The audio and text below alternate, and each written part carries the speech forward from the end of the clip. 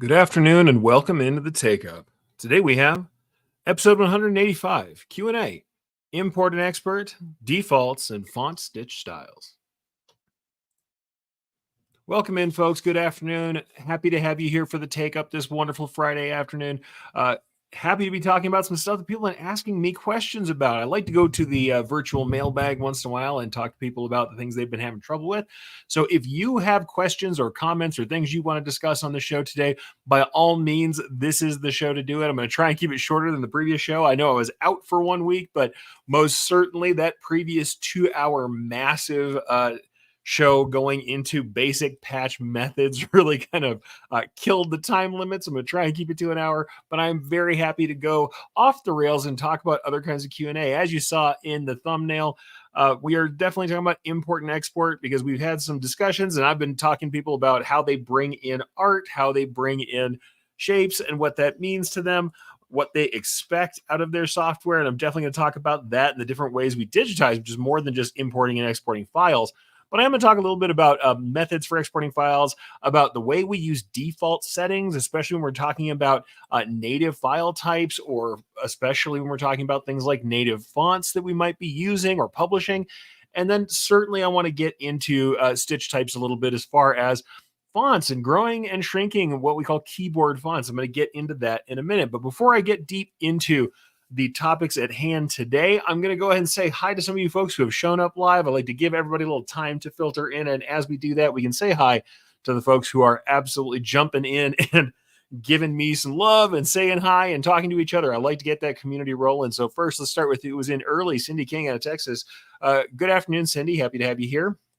Got Gail Lynn saying hello to Eric and Sydney. Thank you for saying hi.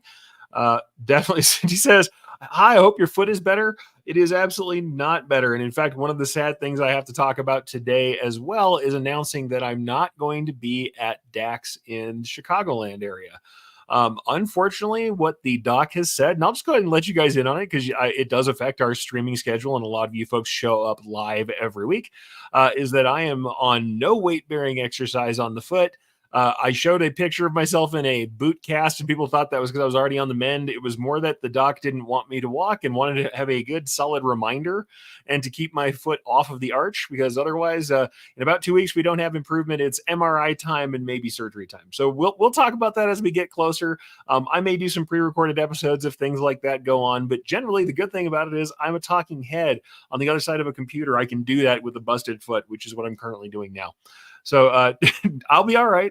I'm getting going. We're working on a lot of health stuff this year. We all have setbacks, but if you're wondering how I'm doing, unfortunately, so far, not so good. But we're going to see what happens when we check in later this month. But unfortunately, that did mean the doc said no traveling unless I'm, whipping a wheelchair. And frankly, I just didn't think I could do my best work doing a wheelchair for the first time, completely solo, traveling across the country. And the doctor was very much saying, he did not want me to try. So honestly, that's where I'm at for that. What it might mean, though, is I think I might be doing some more online sessions with you folks. And especially if I don't get a chance to be out teaching on the road as much, then I might try and turn that into some time that I didn't have previously to do some more online teaching. But we'll see how that goes. There's a lot going on, a lot behind the scenes. So thank you for asking, Cindy. And unfortunately, the foot's not better, but hey, that's fine. Got Sunrise back in. So happy Friday, everyone. Happy to see you. Frank from across the pond, thank you for being here as well. Thank you for jumping in this evening. Got Jeff Fuller of Fuller Embroidery Works. Haven't seen you for a minute. Glad to see you here. I hope things are going well in your neck of the woods. And boy, patch making, your ears were ringing with as much patch making as you do. But yeah, we got lots of folks showing up today. We got Barb coming in saying hello from Minnesota Custom Made. Love that. Like I said, everybody's asking about my leg. It is on pause. I am doing what I can to keep off of it as best I can. Lots of folks jumping in.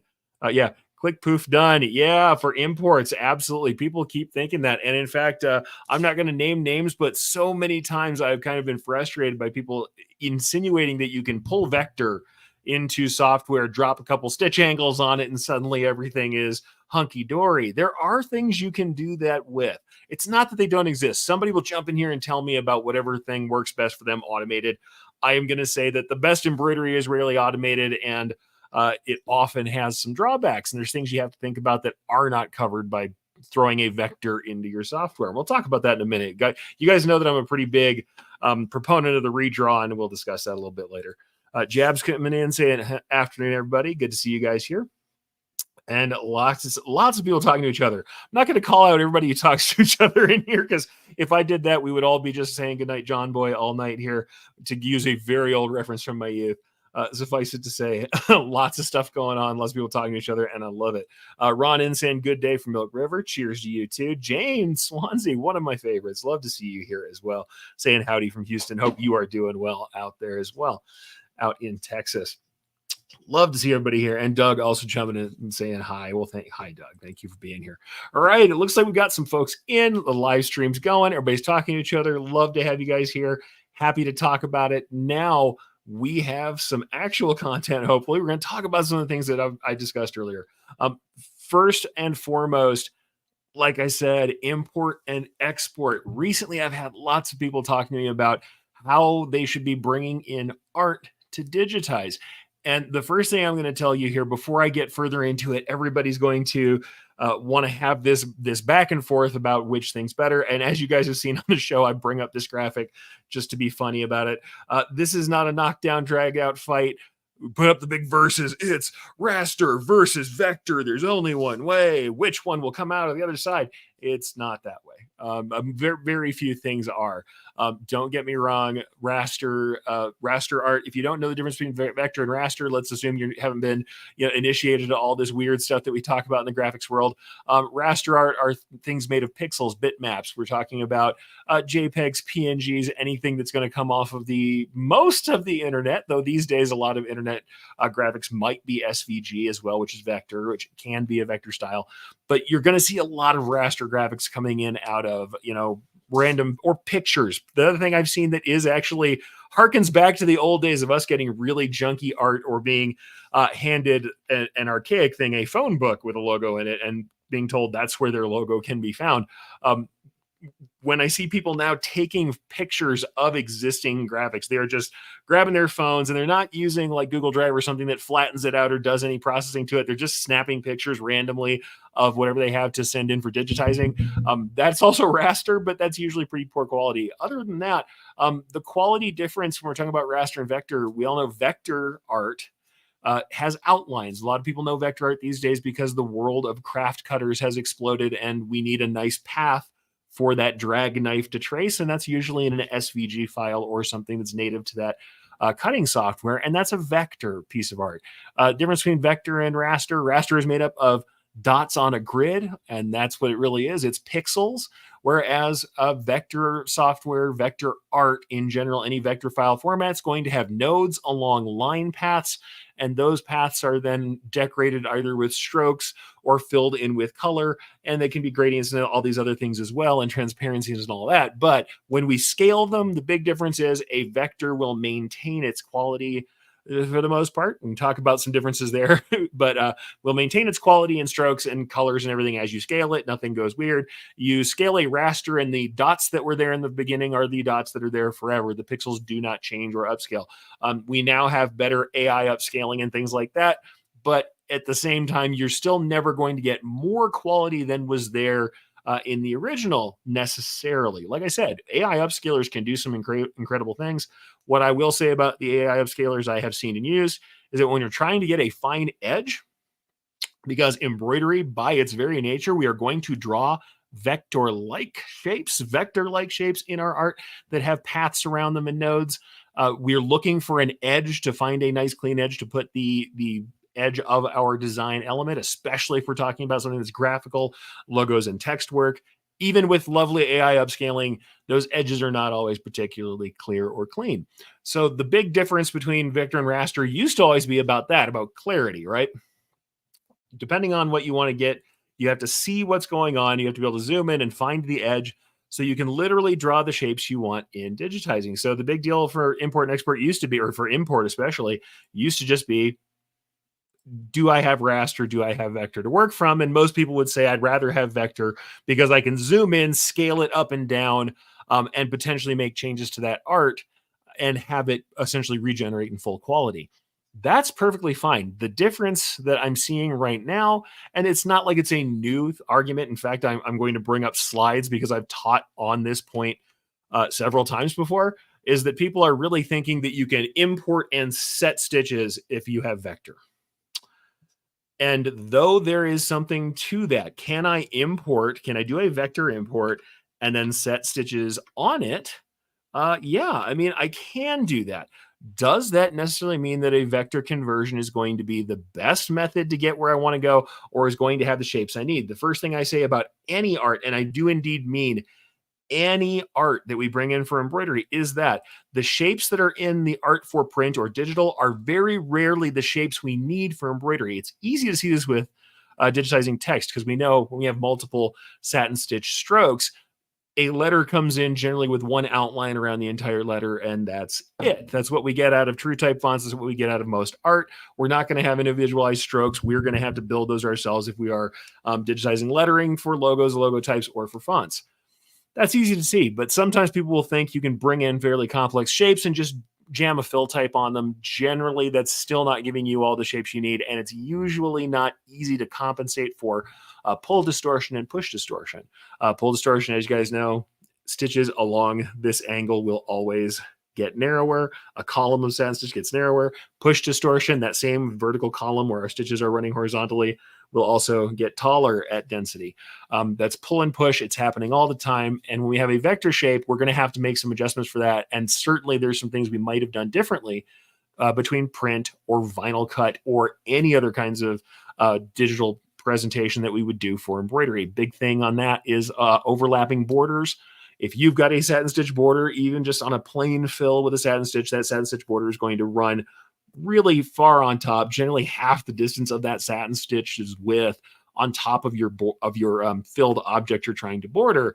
Whereas you might have either a perfect kiss cut in vector where it's right along the inner edge, or you might have very small gaps for trapping or something else for print, and you would not expect that. Or like many things for print, because we ignore anything that's occluded, that's not shown, we ignore any of that when we're printing things out, when films print, or depending on what you're trying to do, especially if you're doing digital production. And really, what it looks like on screen is what you're going to get from direct to garment, direct to film, whatever that is. You're going to get what you see printed out. It is just like printing on paper in that way, which means that sometimes somebody, even if they've built vector, let's say they have a border around a circle. Let's say we have a circle with a border. What you might actually have is a larger circle that is the full color, a slab behind everything, with a smaller circle inside of it of the different color that is supposed to be the internal color.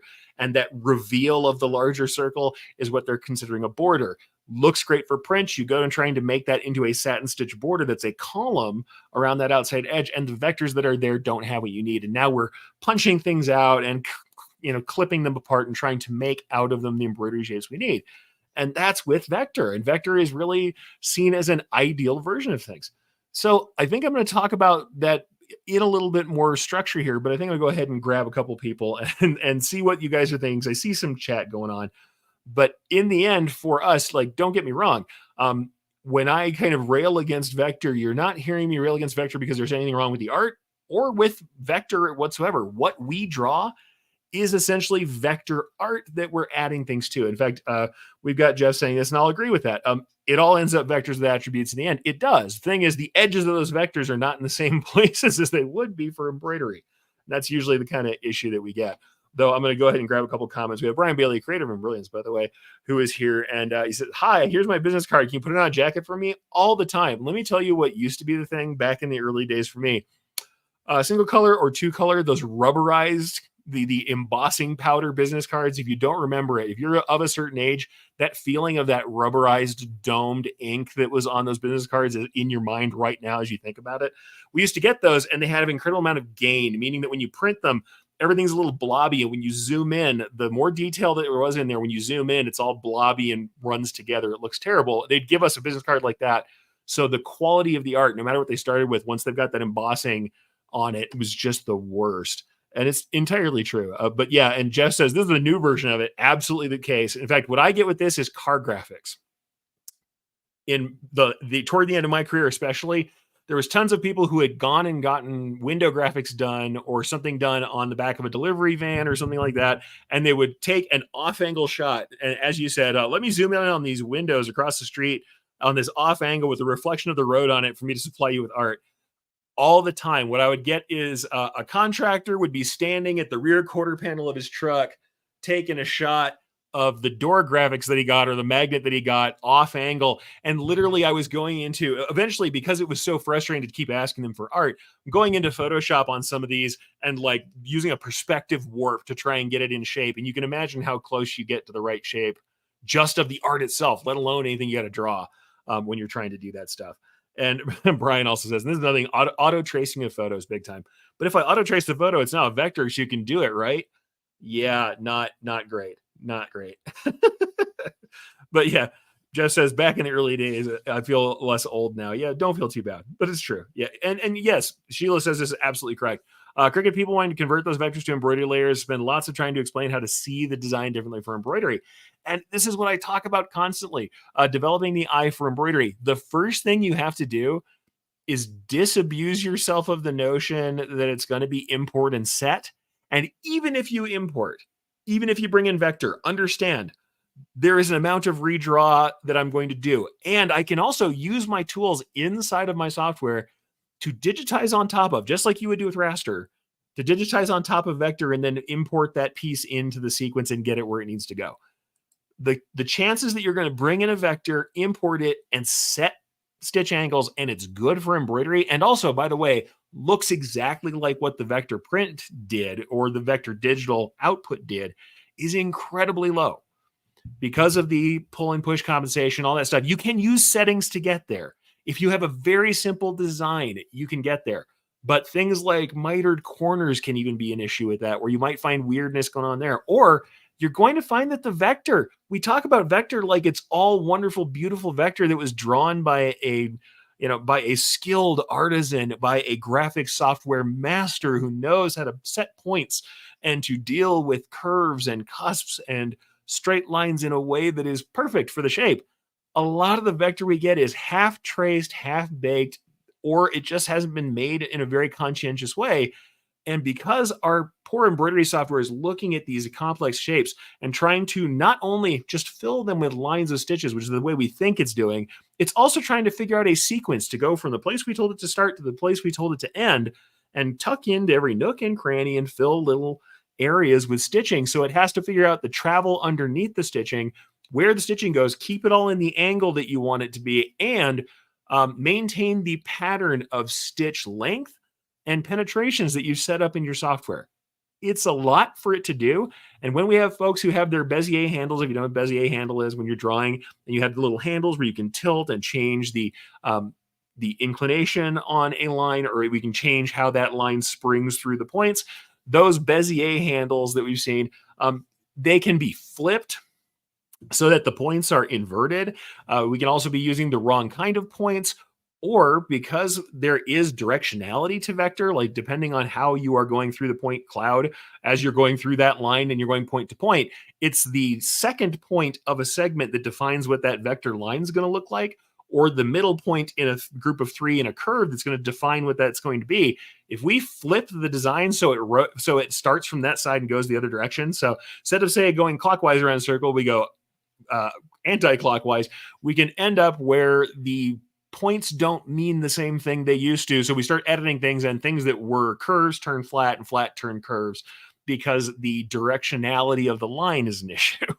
So there's a lot of stuff that can go wrong with ultra clean, awesome vector. They can still go weird. It is just true. Vector can be rough. But, let's grab a couple more comments and then I'll jump into the actual commentary on this. I'm going to give you some slides from a class. Like I said, I like to just give you guys little pieces of my classes when I can. It's a nice way to get some free education, I suppose. And frankly, though I may cover some of the same points, it gives it to you in a little more structure. But let's go ahead and grab a couple more. Justin, excellent digitizer himself. Low res camera, off angle, shadows and glares, no reference to scale, easy peasy. We've all done it. I'm not saying it's not possible. The funny thing is, I will say, though, that spending some time on the art isn't always the worst thing on earth, but you got to charge for it, because sometimes that gives us a good chance for us to do the redesigning, rearrangement, alignment stuff that might need to get cleaned up for a piece of art. So it's good when you have a customer who doesn't care what they're paying about it. Cheap customers, never so awesome. Not so great. Jeff says, I feel really bad for anyone who looks at my vectors. I do all right because I did a fair amount of print work. You guys all know me for doing embroidery work, but I've done a goodly amount of cut vector for signage, for vinyl signage and things of that nature, a goodly amount of applique. And certainly I've done some work in print as well. Not a ton, but enough for screen print to make some films, to be on an image setter and do enough. I can do what I have to do. Especially if we're talking about slab color. We're talking about spot color. I'm all right. Start getting me into process and I'm out. You got to get somebody better than me. But I do all right. Cindy says, I always check with my digitizer to see if the chicken scratch napkin or the blurry photo will work. I mean, in fact, I think I even put that. I'll just see. I think I put that in my thumbnail this time. Go ahead and look on that left-hand side of that thumbnail. And absolutely, there is a real piece of art. And this is not bad. This is not the worst. That came in from one of the power operations centers where they dropped that and said, okay, here's your art. And it was somebody had just kind of chicken scratched on a piece of notebook paper. That's the other thing that was lovely, is getting notebook paper or graph paper where I'm having to isolate out the graph for the lines in the background as I'm trying to draw it. Now that one, to that case, I'm going to go ahead and give them some credit and pop that back up. Yes, they put this here. They knew that I was going to use some sort of stock fonts and I was going to use shapes that I knew to do this. Sometimes you get the chicken scratch napkin and it's crazy. And the thing is, they need a designer. And by the time we're doing that, if that's design work, then we can charge them for design work. And sometimes that's okay. The full chicken scratch napkin sometimes is fine because we can actually design it for the process. The only problem is you got to really price well and know that they're going to do that back and forth where we say, hey, is this sizing right? Are these lines thick enough? All that stuff. So it really is different, right? So you have to see what's going on there. And yeah, I'm with you, Ron. You said I must be really old school. When I digitize design, it's like I'm looking at an old school cartoon. Doesn't matter if they're artist vector or raster. Me either. I redraw just about everything. There are situations where I will use existing vector, but most of the time, I'm going to redraw almost everything. We're going to talk about that. DJ Kev says, makes us masters at our jobs. Yeah, I mean, the only good thing about it is you become more of a consultant when you can handle that stuff, but sometimes it is rough. And yeah, Ron, ripping art from the phone book was always the bomb. Yeah, always loved ripping a real, once again, super high gain blurry photo out of a yellow pages. That was always the best. I certainly have done it in my time, though. That does betray how old I am for sure. And Cindy says, I can't even chicken scratch. The great thing and the bad thing now is we have access to tools to make everybody a little more competent. It does mean you're going to get a lot of people who have gone to Canva and gotten a horrible font put together and they bring something in and say, this is my logo. The lovely thing is it's high quality. The poor thing is they have no concept of, or they may have no concept of putting this thing together in any kind of decent format or any kind of great layout, or the arrangement of the letters may be bad, or the font they choose is frequently horrid. But let's go ahead and kind of cap off this whole thing about import and digitizing styles. I know I've talked about this before, but it's something that I would like to bring up again. Let's discuss this, and I'll go ahead and go through some of my slide deck. This was a version that I taught at Impressions Expo of kind of finding your foundations in digitizing and doing your first design. And we talked about this vector rework versus traditional digitizing. You see me here in Stitch Artist, and I'm working on a font. This is actually becomes a font that you can get these days. If you have Merrily, which is what I use to create my little patch edges, in there is a font called Stymie Black, and this was actually digitized from a good friend of mine, Carolyn Cagle, gave me a set of type specimen cards from all Type Foundry. So if you know what I'm talking about, big yellow type specimen cards, and one of my favorite fonts off that type specimen card from way back, and one of the favorite typefaces was this Stymie Black Italic. And so I actually scanned the card and I drew that entirely. Now that was totally drawn. So that's not me working off of True Type. I'm working off of an old specimen card from Metal Type in this case. But you can work from anything. It really doesn't matter. The thing to think about, though, is that there are these two different sides of things: vector rework versus traditional digitizing. Vector work, people are importing and scaling it, and then they're taking the existing vector objects and hopefully editing them in appropriate shapes. Why do I have that bolded here? Is because I don't see this step being discussed. People are like, oh no, you can totally import vector and it's going to be great. And I'm like, yeah, but even if you see this vector, and I'm going to kind of bring this up, I'm going to zoom myself in here a little bit, and you can see here, you can see that even though this was vector, the original drawing that I did didn't have these overlaps and things put into it. The original drawing that I did for this vector was for print. It's a skull. I know it's weird. It's a little bird skull, a raven skull, to be more particular about it. But to get these shapes into something that was going to work nicely for satin stitches, I'm redrawing some of these so that I can make my overlaps happen. You'll see that these two satin stitch, eventually they're going to be satin columns, that I've got some overlaps being drawn in. And I've also decided to make some splits so that I can do some miters. Now, this is not a finished piece down here. It needs to be fixed. But you can see that even when I draw a vector, and I'm also going to be honest, sometimes when I draw a vector like I'm digitizing, because most of the time I can still use that, combine it, use graphical operators to make that look the way I want it to. Suffice it to say, it's something that people don't talk about enough, is that you're going to have to edit into appropriate shapes, and you're going to have to sequence it for what should be further back, what should be on top appropriately, because those things sometimes change. Like I said previously, on a print, your border might be behind everything. The border around, let's say, like a mascot style design might be behind everything as a slab. Whereas on embroidery, it's frequently a satin stitch that's put on after you stitch everything that's in the center, meaning that it's going to be on the front all the way to the nearest thing to you, all the way to the end of the process. As far as sequencing, and you're going to have to deal with things that, like I said, aren't cut out. If you need to cut out areas underneath super heavy, dense objects or anything like that, they're likely not going to be cut out. So though vector art can be imported, you have to realize they have to be edited into appropriate shapes. The other thing is, very frequently you'll have, and once again, I'll kind of bring myself in a little tighter just so you can get the most of it you can see.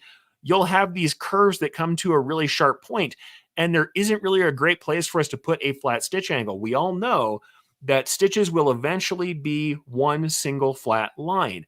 No matter what you do, the end of a block of stitches, a block of satins, whatever it is, a ribbon of satin stitches, that band will eventually have to come down to a flat end, a chiseled off, cut off flat end. And if something is super narrow, yeah, we can turn and we can just keep on making shorter stitches, but there's also a limit to how short our stitches can be before we drop the needle into the same point.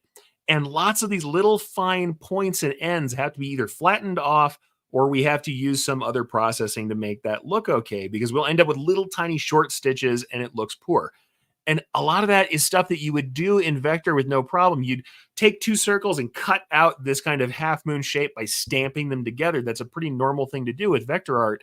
Whereas you might not want that super thin tapered line down there when we're dealing with embroidery, because we're going to eventually have to either turn with the crescent and come down to the shortest stitch. We'll have to limit how short that stitch is, or we're going to have to crop that to a flat line so that we get to that end of the satin stitch column, which is always going to be a single line. We all know that a stitch is a straight line always.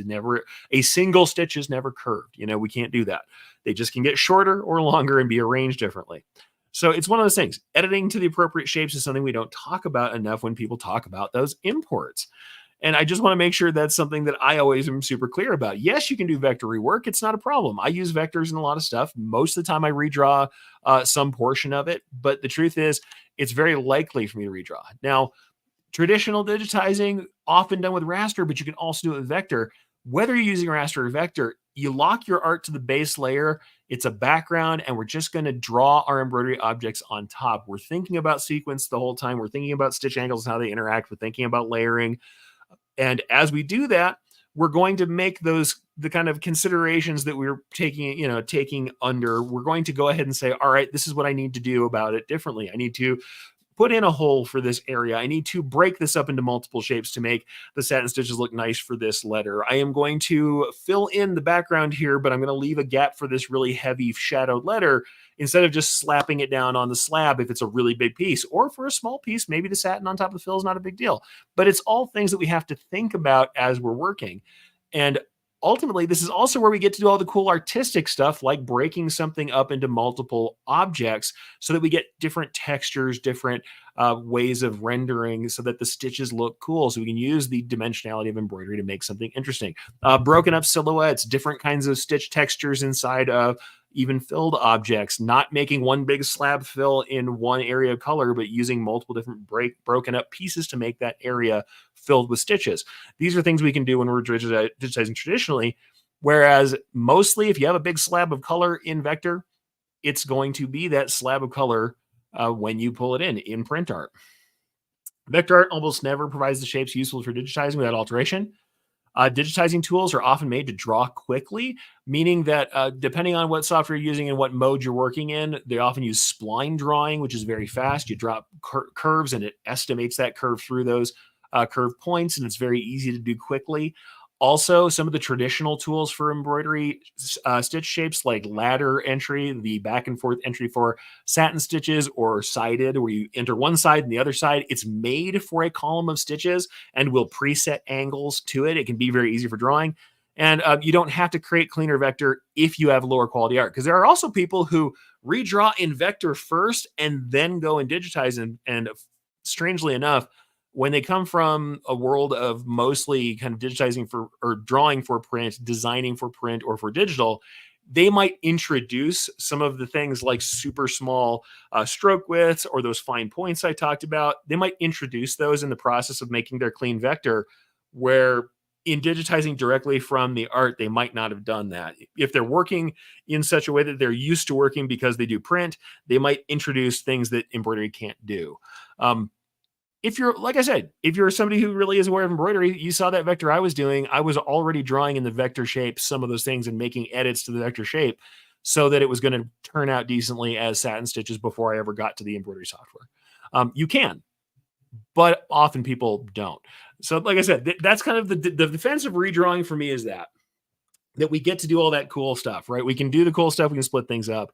And as we know, this is the shapes we need for our lowercase letter p in that stymie black, but these shapes are not in the true type font. That's the simplest version of it we can understand, but we know only the outer edge is there. When we're working with the true type font, we're working with vector. If we need to have all these columns pulling in vector, especially somebody will tell you, hey, it's especially great for bringing in text on a logo. Well, okay, but realize that these shapes won't be there, and you are hit or miss depending on software and the font that you're using and the shapes, and honestly, the way they were drawn, as to how an automated import will work, or an automated conversion. It's not that automated font conversions don't ever work. They certainly do. It's just one of those things where you may want to think about that it's not always going to be the solution that you might think, or the as quick as you might think, just to pull things in. Is there anything wrong with bringing in vector? No, absolutely not. And if that suits what you're trying to do, by all means do it. I'll even bring up that little file here in software that I was showing you. I'd never finished that one, the one skull file completely, because I did it for a sample just to show some people some stuff. But honestly, you can bring in vector. You can work from a vector original. I brought this in as an SVG file, and if we look at what's there, nothing here is gallingly bad. But what you are going to notice is I did have to make some edits. I did do some manual stuff here because I wanted to have a kind of a chisel tipped, a mitered corner here. And you can see that some of the stuff has been altered from the original piece that we had.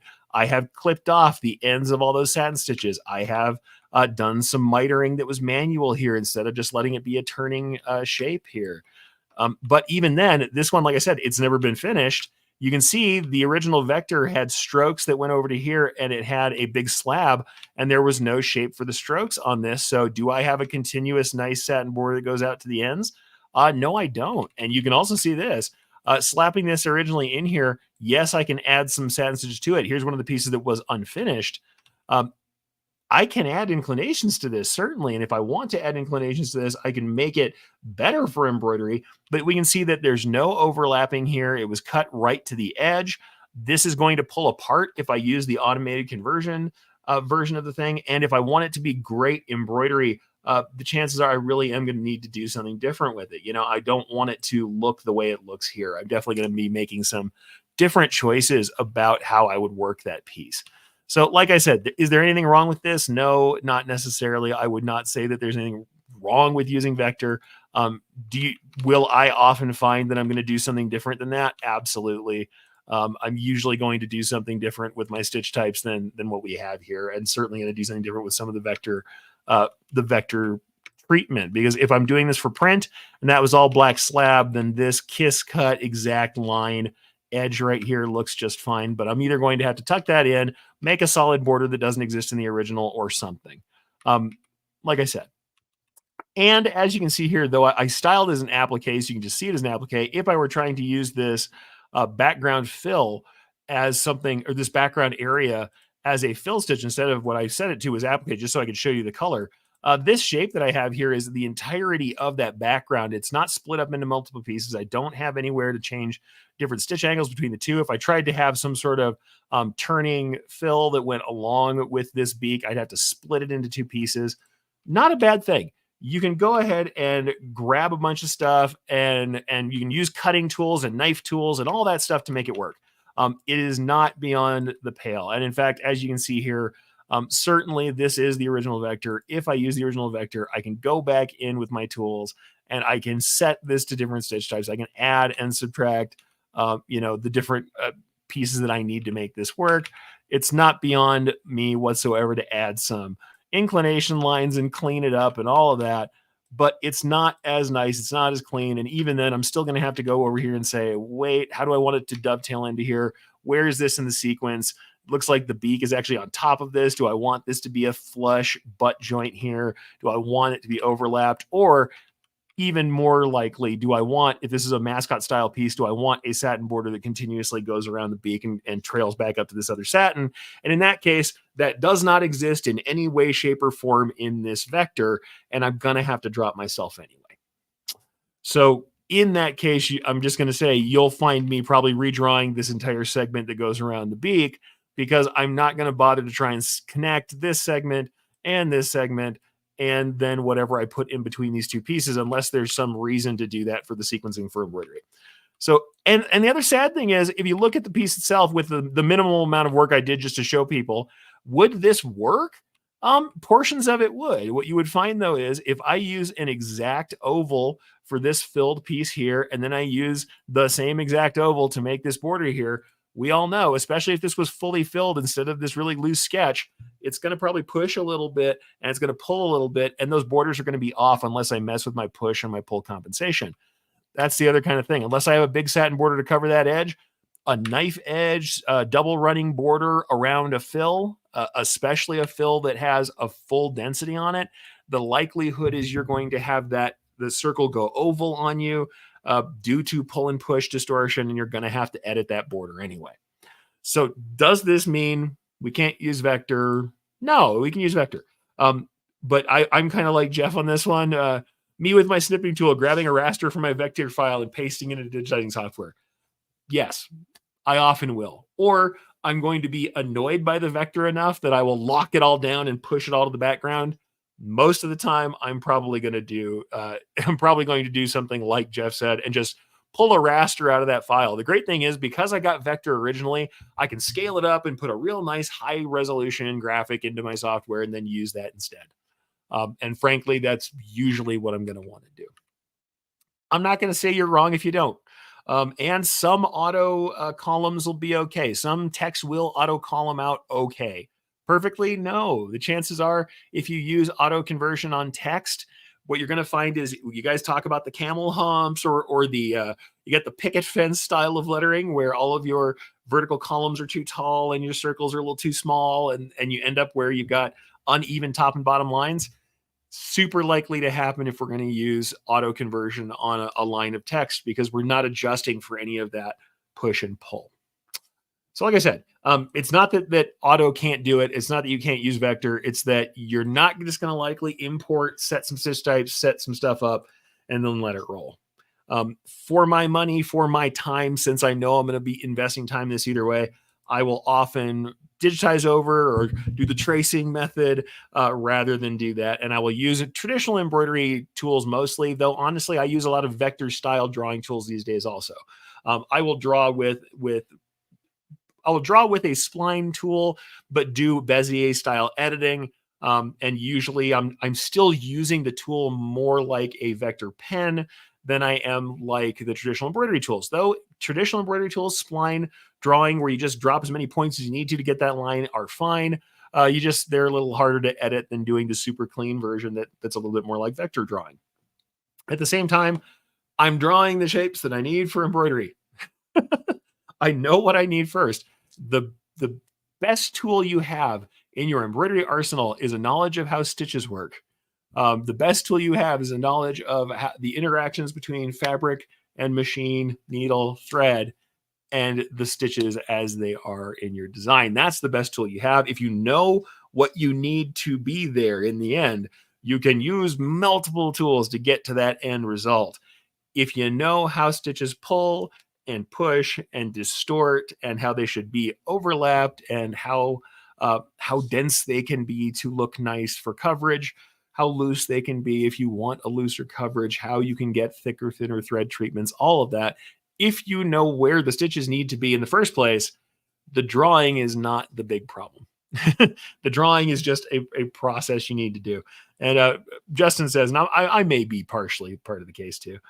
My brain is stuck on traditional digitizing and I forget to use vector elements, just apply stitches. You know, like I said, there's times where it would work. If you had simple art, and in fact, even that art I showed, I would say that art's not outside, like so far beyond the pale that it's that difficult. But here's the thing, even art that looks this simple is already problematic, right? So this art's pretty simple. But if we look at this piece, how many columns have I already broken out? And I haven't even done the full work of making this thing sequence correctly. If we go down into where this is, and we think about the sequence of the stuff that's behind and inside of the beak versus what's in the front, that's already a lot of sequencing that needs to get done. If we think about the angles of inclination and how they interact with each other when these satins come together, and like I said, this is not even fully converted whatsoever. It needs work. There's some stuff on this that is incorrect, that is not finished. If we think about that, that's one level of stuff that needs to get dealt with. And then the second level, anytime we have, in fact, look at this. Here's another place where we have a perfect circle in the eye, this perfect circle in the eye in the gray, and this little kind of this lid, this area at the top, this satin is right up to the edge of that fill. If we look at that shape, they're right up to the edge. We know that that's going to poke out in some fashion. We know that this is going to get narrower and I'm going to have to make adjustments. And we know that even with this light density, it's going to want to compress a little bit and oval out. We're going to get the stitches pulling along the curve. They're going to pull here and they're going to push out here and down here just a little bit. Even a simple shape, even that kind of stuff where it's not that bad, you'll see that. Now, if this was a single layer, let's say I just had shapes that were like this, I've got a few of these shapes, and let's say I'm not so worried about the rest of it. For whatever reason, I've got some sort of design that just has some curly cues, and it's got a few crescent shapes, whatever this design is, and now I'm just making stuff up.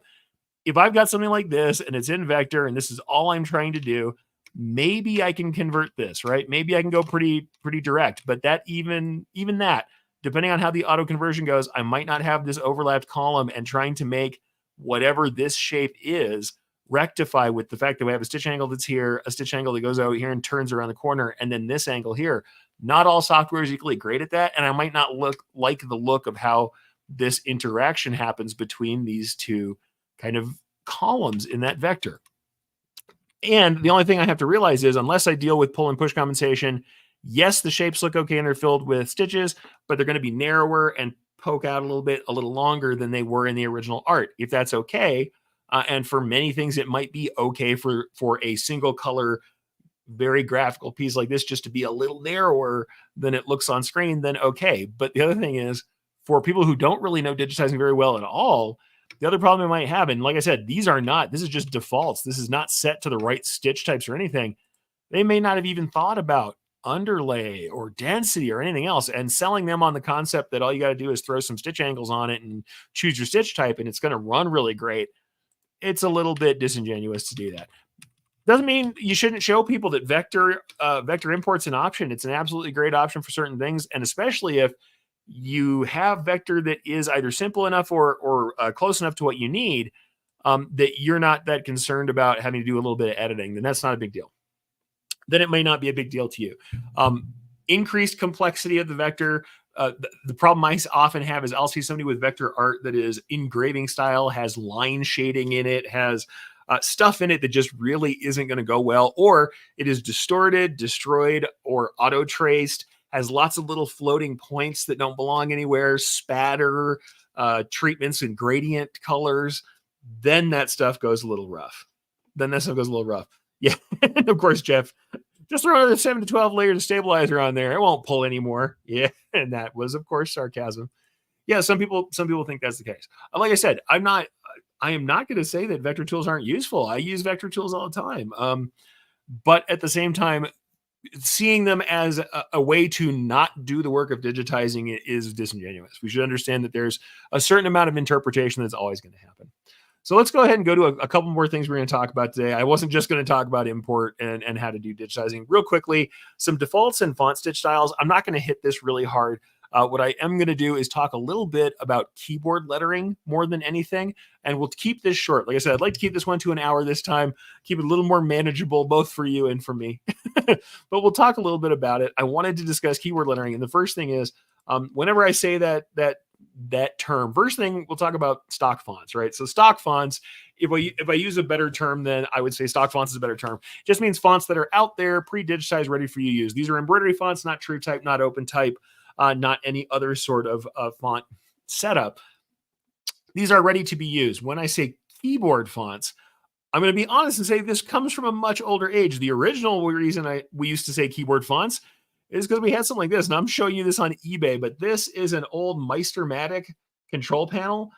You guys got to know that there were times when you were laying out text on a control panel attached to the machine. Now, the funny thing is, in the home market, people are much more used to having a font on their machine and typing something in on a touch screen, and that being the way that they're getting lettering, or at least one of the ways they get lettering. But this is something that when I talk to commercial digitizers now, it's always a little bit interesting to see whether or not they know what's going on. Now, it depends on, this might also be file entry on this particular one, but I picked it just to say, hey, there used to be these control units that were a little bit different than what we used to have, and some of them had text entry. I know we had an old Barrett machine, and the old Barrett machine we had text entry on it. It had a couple of font boards, and I mean literally circuit boards that contained the font that were plugged in, or ROMs of some kind that were thrown in there. And those were done on the machine directly. You could type something up into the machine, and I'll tell you, I had one of the bosses I worked for always lamented the fact that he had to go into software because he had remembered. He's like, man, I remember when we used to do names for, mechanics patches, and we would just throw those down the machine. You just go in there and type Tommy, and you hit go and set the needle where it was supposed to be. And I didn't have to have somebody sitting there in software making up files and loading stuff in. And I understand there are people who still very much remember that, but that was the original kind of keyboard font. The other reason why we also say keyboard fonts is just meaning that instead of the bad old days of having to drag in individual stitch files, the other kind of keyboard font, very much like Embrilliance's BX keyboard or BX fonts, where you have some of them that are stitch-based fonts. There are a bunch out there that are mapped stitch files. Now, in Embrilliance, you have to realize that if you're in Essentials or anything else that has the stitch processing in it, even when you scale up those fonts, though they were stitch-based to begin with, Embrilliance has a stitch processing function that's going to actually keep the density the same as best it can, unless there's weird stuff that's been done in the font. It, especially on satin fonts, it looks very similar to using a font that's built into the software that's native. But the old bad days of dealing with lettering sets that somebody else would digitize, you're dragging in individual letters and you're placing them all together and you're setting up your name and then you go.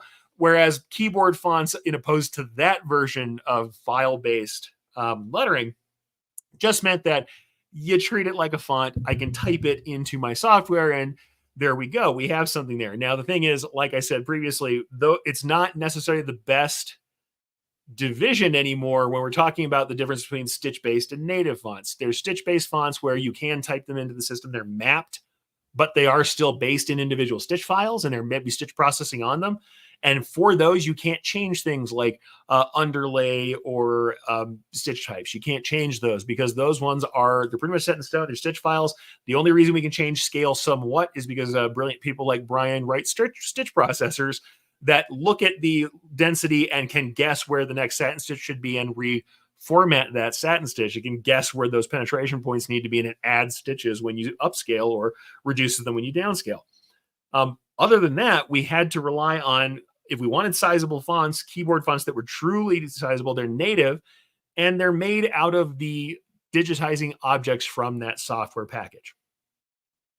The thing to understand with this, though, is that at no time in that world of keyboard fonts, as I understood them, native embroidery fonts, which are digitizing objects, did you necessarily have like a set underlay, a set density. It was kind of understood when we're talking about defaults that you would take that piece and say, all right, it's going on this kind of fabric, it's going at this size because I can scale it so differently. You guys might have to realize that there are changes and different decisions made depending on how much you scale. And the other thing being that sometimes you scale either too small or too large for the shapes that were drawn in the original font. And now we either have to fix that font, redigitize portions of it. If we are lucky enough that there's size alternates or it's made for a smaller size, we can do that. Otherwise, we're going to have to change things entirely. And there can be some difficulties with that. It doesn't mean that there's something wrong with keyboard fonts.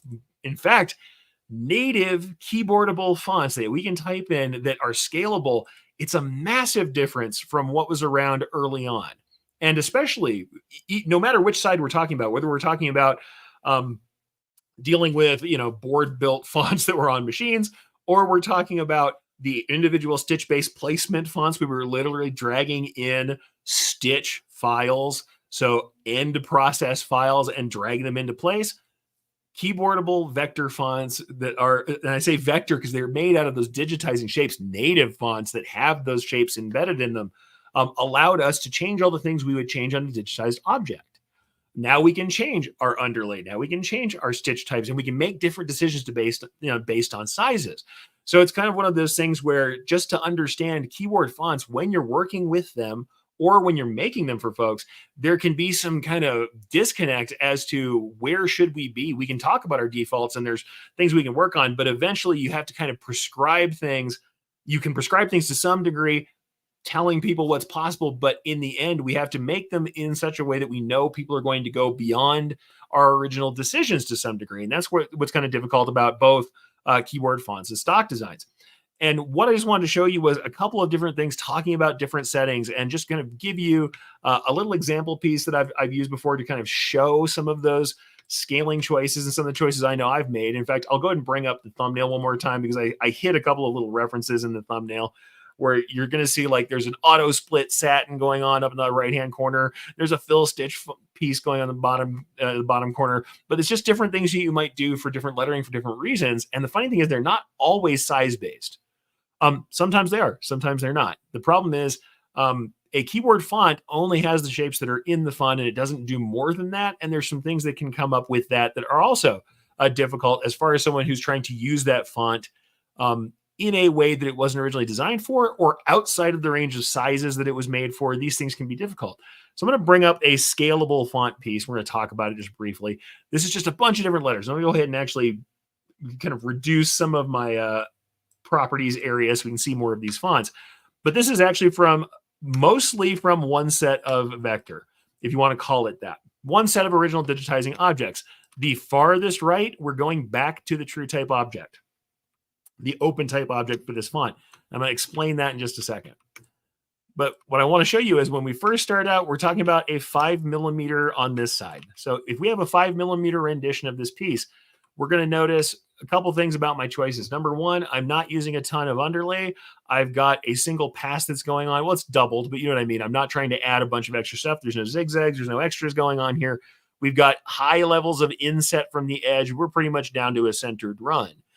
That's pretty frequently what I'm going to do, depending on the fabric or material that I'm on. I might change that underlay a little bit, but we've got that, and we've got my density set pretty normally. I mean, I think I'm probably somewhere a little over 4 on this one, 4.2. Thing is, I might be changing that as I go up. As I double it in size, you're going to see, all right, well, now I'm at more of an edge run style because we're starting to get fairly long satins. They're not long, but they're in the 3mm range here. We're getting up into that range, but we can also see some things like I had to have more pull compensation at this size down here, to the point where automated pull compensation not be quite enough because I shrunk it so much under the original kind of concept of where this thing was designed for. And you'll see that what my limiting factor is, of course, is going to be my shortest stitch here. And that's that chisel point that I've cut off of the back of this letter. You'll also see that these ends, they look a little fatter than the ones on the next one up. Why? Because I had to make some concessions for the smallest size and use a little bit more pull compensation in order to make that work. It does mean that that lettering looks a little bit more dense. You know, it looks a little more dense in that piece, or it looks a little thicker rather. It looks bolder in that piece, right? So as I get in there, we're going to see that I've got some changes that I've already made. I've had to change a little bit about the thickness of the satins. Now, in this case, I used a setting to do that, but I've changed it a little bit. This is a bolder looking E. It's got smaller little apertures in it. But as we get a little larger, we can see that I can leave some of that out. I don't have to put quite so much pull, and it's still going to run all right. I don't have to worry quite so much about those little chiseled tips. But then as I get larger, you'll say, all right, well, now you can see that my underlay's changed again. Well, by the time that I'm up to this size, and maybe I've got some 5 to 7 millimeter long satins, and especially as I start getting into the corners, and if we have a turning corner like this, though we can say, oh yeah, if we think about it, oh yeah, I've only got this, it's only like 4 or 5 millimeters wide here or something of that nature. I'm looking at 5, 7, actually 6 millimeters wide in this back spine. You go, all right, 6 millimeters is not crazy. Down here is probably more 4 to 5. Yep, 4.5. But when we go to the angle in a turning corner like this, when we turn through the corner, I'm at 7.7. I'm getting pretty long here. I'm starting to get some pretty long stitches as far as that goes, right? So what we have to kind of notice then is that we are going to have some super long stitches. We're going to have some texture in there. Also, the other thing we have to talk about when we think about density, we forget that if we turn through a corner, there's something that's going to happen. The outside density is going to get lower. The inside density is going to get higher. We can already see the software is trying to compensate by doing what we call short stitching. You see there's a little bit of texture here. That's because where we go below the 50% density in these corners, you're going to see automated. We're going to only stitch halfway on every other stitch or on a pattern of stitches in order to let this inner density not get too crazy. We can go ahead and throw a heat map on it. You can see it's done a very good job of maintaining that density instead of letting it get too tight. If I had turned off that short stitching, you'd see a whole lot of red in here as the density got tighter. But we can even see here, just in these stitch lines themselves, we do have a tighter density on the inside than the outside, even with the short stitching kicking off. And then if we start getting truly prodigiously big, you might say to yourself, all right, well, this is getting pretty long, right? These stitches, even at the full back width, we're talking about 12.4 mils. We're getting to the point we're going to start hearing that dreaded ka-chunk sound, especially in this corner, 14 mil stitches. We're going to really start seeing stitches that are quite long, and that they're going to slow down our machine a bit, but we might still like the satin look, so we might stick with it. And the thing is, you might find that someone doesn't want that super wide satin, that slow look, and loopy stitches. They might choose to do something like this, where this is a length limit. It's very much like an auto split satin. And what you might notice, if I go ahead and select this piece itself, you're going to see that we look at our stitch settings here. I've got the nominal length at 7 millimeters, but I have an edge pad at 1.5, meaning that it will not drop a penetration point. If I go ahead and turn my penetration points on, you might see the underlay, but you won't see that top dropping it down that edge. Why? Because anywhere within 1.5 millimeters from the edge, I have a place where it's not going to drop a stitch. So I have a nice, smooth, satin-like edge. We do have a little bit of texture that starts to build up. It does. Absolutely, you're going to see some texture because we're dropping stitches in between here to keep our stitch length down to 7 millimeters. So at no point does it make a stitch longer than 7 millimeters. And to do that, it has a pattern that it goes through to turn.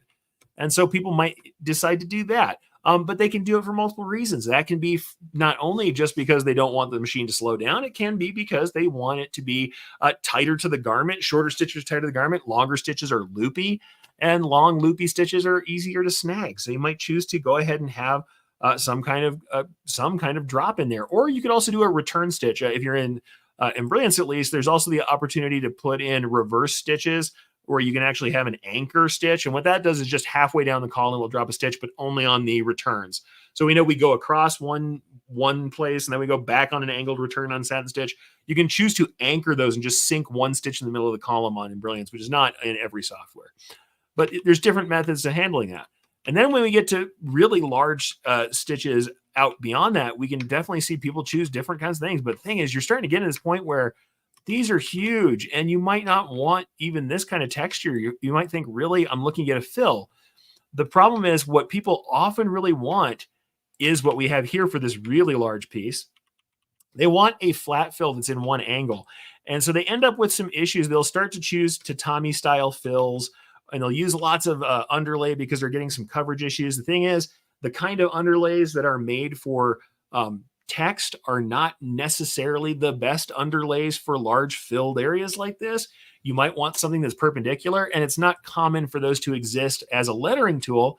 because you're not usually going to do a tatami letter that's massive, massive, and have to get this extra coverage and extra structural underlay on it. And so people will kind of use a lot of double zig underlay, or they'll really tighten that up if they're having a color show through issues. It's often with white on black or that it causes most of the trouble. And people will kind of build that up. Does this look bad as a letter? I would say not necessarily. There's nothing wrong with this letter as it is. It looks okay. However, once we're getting to the size you're seeing here, even, I'm likely going to recommend somebody go out and start using the vector again and making their own shapes. Because the last stage of these really large pieces, instead of dealing with the stuff that we are going to have, which is having that tightness in the corner, having the short stitching, having the split textures where you may or may not want them. If you have a prodigiously large letter that has a ton of fill, big giant filled areas, many people are going to be well served by having a fill block letter where we do have one angle of fill, and we use a nice tight satin border around it to get that letter looking clean and having a crispy edge. If you want that texture, if you don't mind that bumped kind of edge, the raised edge.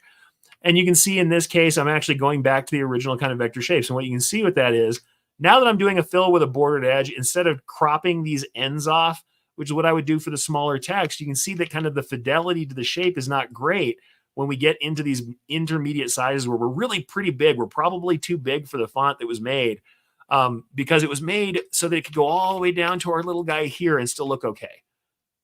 When that font, even though it's a native font, it was made so that the shapes look good, probably in this range of sizes. Still looks pretty good up here, but it's starting to look clunky out here. We're starting to see those cropped off chisel points, especially as we start getting into really large sizes for the recommendation of the font. Is it horrible? Maybe not. But then if we look at what the original had, where we had like kind of a curve, even though this is a flared serif, we have a curve on that flare. We have a curvature up here to this top element that comes off of the back of this corner. We end up with these spurs. We even have kind of almost a reverse curve into this spur that has to be pretty much lost, especially when we think of it in terms of our 5mm or less than 5mm. Sorry, I'm zooming all over the place again.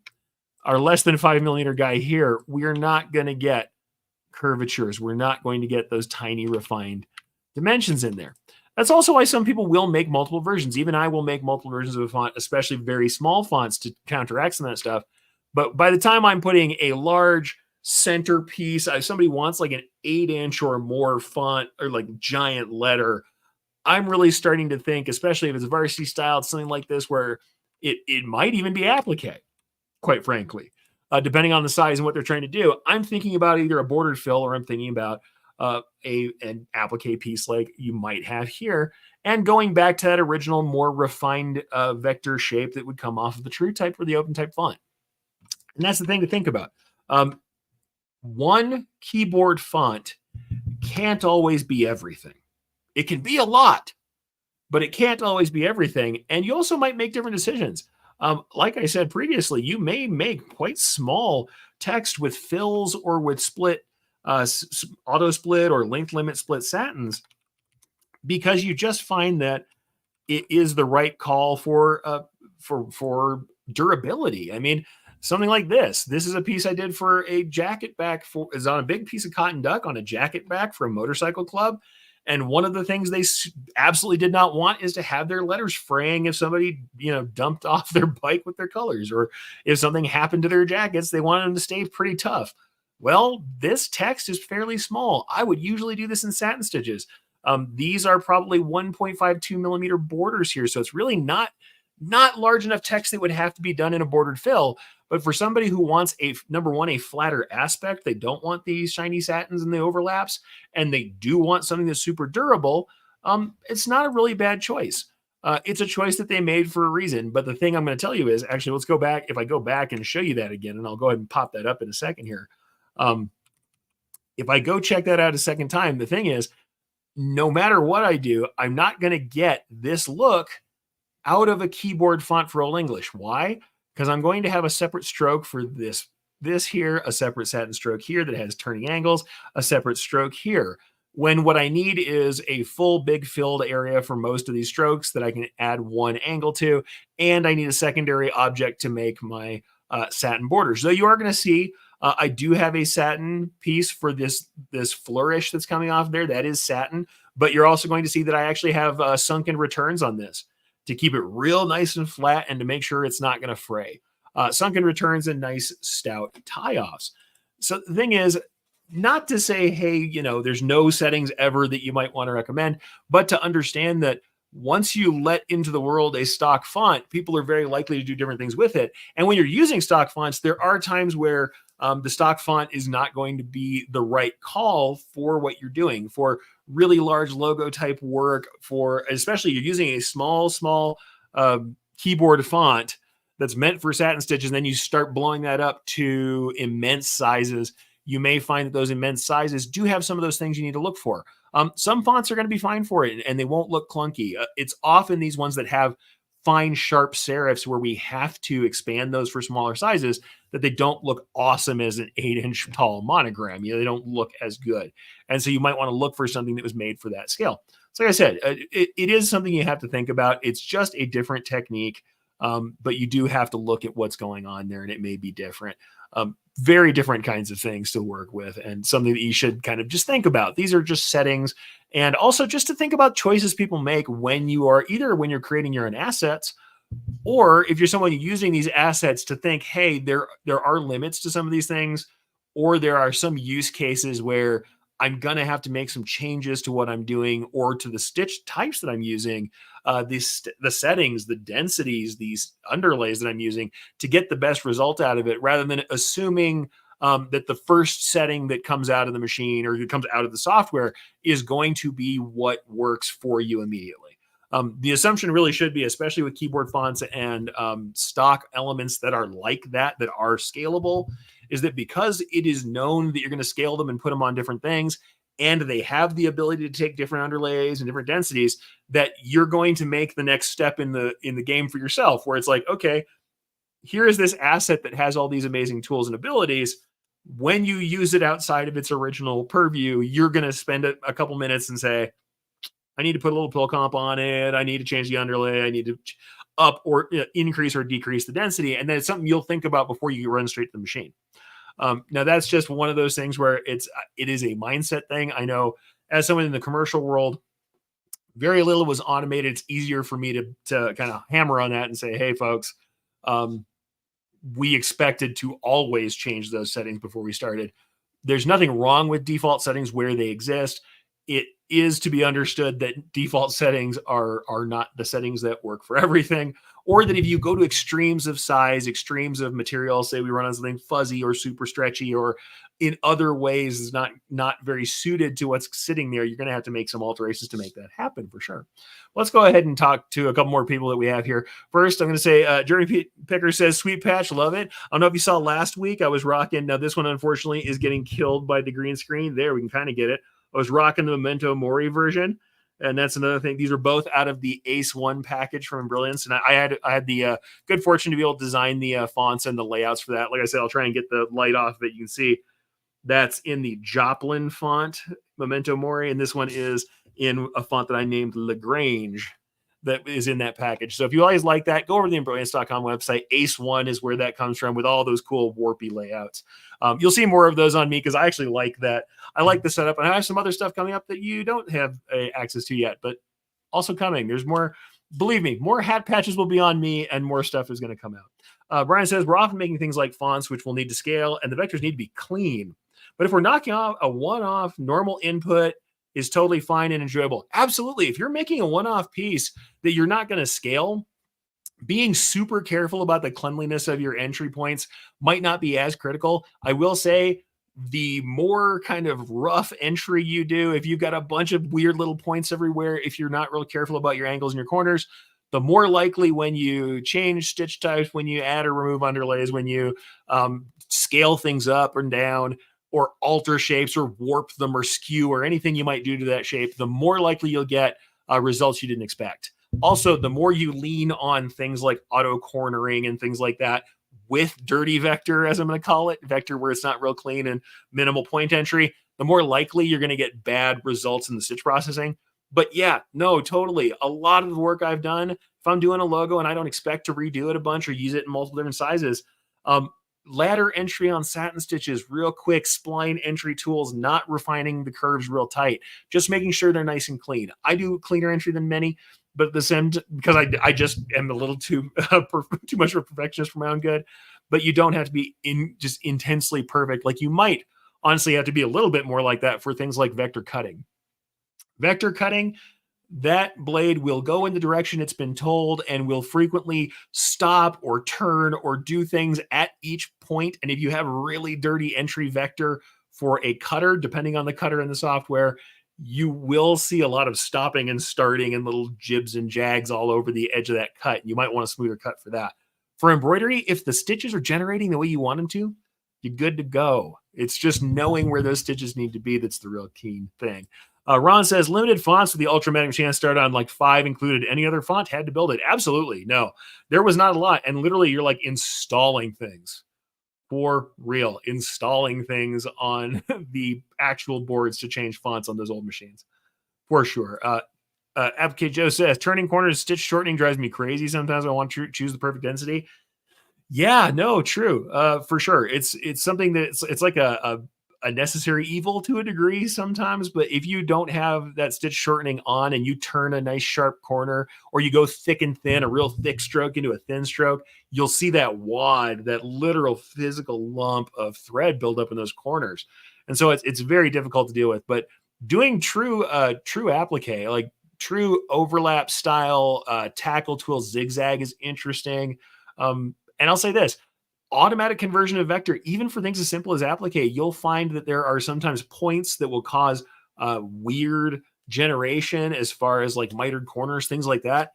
Sometimes you got to crop those off. You have to alter those pieces, even for the simplest stuff. I can't tell you how many times I've done a set of lettering, and around that lettering is some sort of contour shadowed background, and there'll be a deep inset or cut that I have to go in and round out because no matter what software I've been on, there can be weird points or really sharp angles where it just has a hard time calculating those corners in a way that we like, especially when you get the turning, you get these really long stitches in those deep corners, and it behooves you to split that shape up and draw it yourself. And I think that's where sometimes I've gotten into the point where even where you'll see most appliques done with single line entry and using manual applique tools, there are times where I've had to do my appliques, especially full satin cover, with my own satin stitch columns because I want to even control those miters. It really just depends on how much control you want and what you need out of that quality. Brian says, agreed. Applique is a different technique than simple bordering. Absolutely. Jesse saying hi. Hi, Jesse. Happy to see you here. See you saying hi to everybody. And by the way, happy to see Joe Kramer. If you don't know who Applique Joe is, you should go check out, by the way, Joe. And we had Joe. And I think earlier on, didn't we also? I thought we also had your partner in crime here. They were doing a show this morning. So they did their Dudes of Thread podcast, Joe and Jeremy. So go check that out too. The Dudes of Thread podcast is out there. Real fun stuff. I got to tune in while I was working earlier today, and that was great. So awesome stuff coming out of that place. If you did not see the Technique Toolkit class that we got to teach out at Long Beach, go look at more from a friend Joe Kramer here. He's making cool stuff. And also Jeremy has got some cool stuff they're designing that you're going to want to watch for. Very awesome. But yeah, that's one of those things. Just to say, guys, the control is with you. The digitizing is with you. The tools are with you. There is an amount that we have to know, that we have to understand, we're going to work on. I think everybody who's here listening to me is likely to be the kind of person who wants to know how things work. But the most powerful tool you have in any arsenal for embroidery is first the knowledge of what embroidery should do. Now, don't get me wrong. There are certain things where automated tools are awesome. The Ace 1 setup. In fact, I'll go ahead and grab this. The results that come out of Ace 1 are great because it's one of those things. I had a piece here where I just showed a couple different stitch types just to show people what I was talking about. And these come straight out of that Ace 1 rewind setup. And I did nothing to these. The only thing I did on these is I decided I wanted to go ahead and do some really long satins on one instead of the other. So what you can see, if I turn my points on, you can see that this one has automated splitting in the textures. So it's going to be more fill-like. It's an automatic tatami, whereas this one does not. So what you're seeing here is just a straight up satin, but we do have some length limiting and some shortening going on with the really tight inner corners. I did want to show the automated stitch shortening, but what I'm going to say is this right here, these patches, I made this patch immediately. The patches that I'm wearing right now today, in fact, all of the patches that I've shown, these were all made with like no editing time. I'm trying to keep them out of the heavy light so they don't go crazy green screen.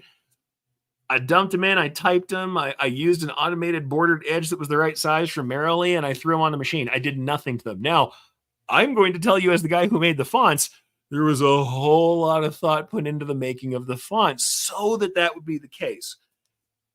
That's not what everybody's going to do for you. So not every font that you download is going to be equally awesome. Also, if you take some of these fonts and make them super, super tiny or super, super giant, like a Joplin, this font here has those big thicks and thins, and it has some pretty small counters in the R, though I did open them up as much as I could. If you made that thing 4 millimeters tall, we're going to have to look at our, our threads and our needles to make that work. But if you make it huge, it'll work pretty good. And honestly, even if you have those textures, we were using textured stitches to make that happen. It works pretty great. It's not a problem. The thing is, it's fairly simple, and it's not something that has a bunch of like bordering and crazy stuff that has to happen. I don't have a lot of extra work that has to happen to make that possible because what I'm using is pretty simple. Those patches are simple. They're single color. There's not a lot of registration or other stuff going on. However, the right automated tools, the right keyboard font used in the right context can be very automated and can be quite nice. I know. Certainly pieces like this are. It's really great to be able to just type something in and have it run and be there and have it immediately go from, the flat text that was in the original piece and then work back out to fill that space. I mean, there's nothing that we don't, we don't like about having some automation work the way it's supposed to. And certainly, if somebody has done their work on the assets, that can be fantastic. It really does make things quite easy. However, if I'm going to put this very same piece onto something, larger than this, and I've got these really long stitches, I know that I'm probably going to have to move from satin to something that's textured like what we have over here, so I don't have snags. I also know that if I'm running at 4.25 millimeter or 5 point density or 0.5 density on these pieces because I have a low contrast between the color of the thread and the color of the background, and then I go white on black, I'm probably going to have to increase my underlay and increase my densities. It's something that's just there's a starting point and that's great, but we all understand that when we make different decisions than the original people creating the stock, or if we make decisions that are outside of the pale of normal, of the baseline of a lightly textured, slightly lofty garment that doesn't have a lot of complicated structure or stretch to it, which is what most stock designs are also made for. If we go very far from that, we start doing thick toweling, we start doing big sweatshirts, we start trying to run them at immense sizes, that we're going to have to both make some choices and accept some compromises to make them look their best. So we'll have to do some settings work, certainly. And in the end, that we're also going to have to do a little bit of our own thought work to say, what is it likely to give me? What can I get out of this stock setup? Because I'm asking it to do something outside of its original kind of purview or at the very edges of what you might think for scaling something like that. So just because a software will let you scale immensely doesn't mean it's perfectly suited for it. But if we know how stitches work and interact, we can do our best to alter the settings and use them in a way that gets us the best result. And in the end, we might also find that we have to go out and do some of our own work. So as it comes to this, we'll just go ahead and tie this all up by saying whatever you're talking about, whether this is what we started out here, which is the import and export, whether you're coming in from old school raster scanning, you're dropping in vector. First thing I'm going to say is, yep, I'm a proponent of redrawing or digitizing over the top. I'm going to be that kind of person. Probably, yes, partially because it's how I started my career. Secondly, because I think it gives you the ultimate in control, and because I frequently want to make more out of the art than what is there. And I know that the shapes that are there aren't what I need for embroidery. But if you're the kind of person who wants to import and set, as long as you can make peace with the concept that it is not set it and forget it, one click, poof, done, and you know that you're going to edit those vectors, that's fine. There's nothing wrong with that. And in fact, I've had some people where they just couldn't get themselves out of their vector drawing software hard enough. And to start out, I said, let's start by showing you the shapes that you need. And they started drawing them in their vector software first. Most people, after a while, will get comfortable in their embroidery software and find that they'd rather not draw things 3 times. And they'll draw them in digitizing software. However, the tool's not bad, vector's not bad, and raster's not bad. The only thing that might make it bad is not having the honest understanding of what it's going to take to get you where you need to go. Um, Automation can do some things really well. It's not necessarily for making graphic pieces from the start. Complicated graphical pieces often take a little more thought, and the best embroidery that uses thread to its best results almost always takes more than filling in the shapes that exist. And also, like I said, we're talking about stock fonts, keyboard fonts, stock designs. The best thing you can do is to understand the way embroidery works. When you know where you want the stitches to go, when you know what densities need to be there to cover the kind of fabric you're working with, when you understand how underlay works, those tools then become great starting points. And in fact, I'll say this, even with keyboardable fonts that don't have the existing outlines on them, if you have digitizing software that'll let you convert those outlines back out to shapes, if you're the kind of person who knows where you want those pieces to go and knows a little bit about using the drawing tools that are based in your digitizing software, you can use those vectors, even the keyboardable font vectors, and edit those till they are where you need them to be. Just, you have to start with this understanding that there is some input going to be involved on your side, and to know, if you're a commercial person like I was for most of my career, that your time is valuable and should be paid for, and to know where that time is coming from and what time you're going to need to do the work. All right, folks, with that, I'm going to go ahead and let you guys go for this week. Coming back next week with another live show. If you have something you want to see, if you've got something you'd like to talk about, if you have questions, please let me know. Catch me on social media, anywhere you find me, and ask me those questions. I will try to answer you as quickly as I can. I'm not always fast, but I do try and answer everybody when I can. And I would very much like to hear more about what you need to know about digitizing embroidery and the world of decoration that I might help you with. So, folks, get out there, try some things out. Hey, push these things out to the border. Just remember that your input is important. Your knowledge is the most important tool you have, and you ultimately are in control. All right, folks, get out there, ruin some garments. You can blame it on me. Can't wait to see what you make, and I can't wait to do this again next week.